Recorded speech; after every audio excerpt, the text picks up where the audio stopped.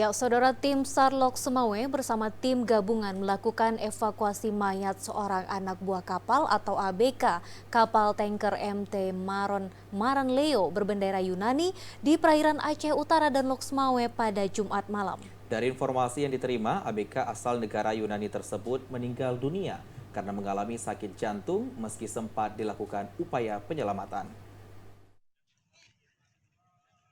Proses evakuasi dilakukan oleh tim SAR Loksemawe bersama tim gabungan setelah adanya informasi salah seorang ABK dari kapal MT Maran Leo berbendera Yunani yang meninggal dunia akibat serangan jantung.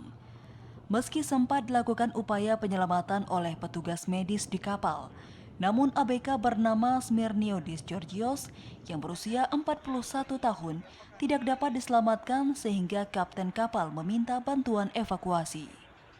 Evakuasi dilakukan selama 5 jam menggunakan TB Krunggeku yang melibatkan petugas gabungan dari kantor Kesyah Bandaran dan otoritas pelabuhan Loksemawe, imigrasi Loksemawe dan Basarnas.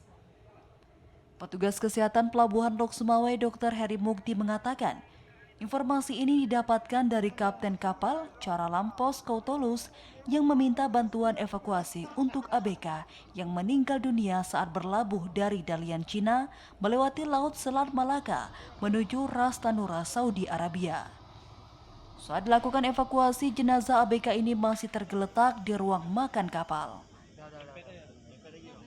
Pernyataan dari kapten bahwasanya si pasien baru selesai makan, perkirakan mungkin sekitar jam 18. Selesai makan, bercakap-cakap, ngomong komunikasi dengan teman-temannya, terus dia berdiri langsung jatuh. Dan setelah itu dilakukan pemeriksaan kesehatan, dicek nadinya, cek pernapasannya sudah nggak ada lagi.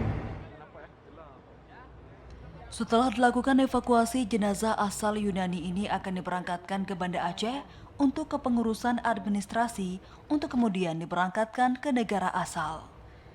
Dari Loksemawe, Muhammad Ilyas, TVRI melaporkan.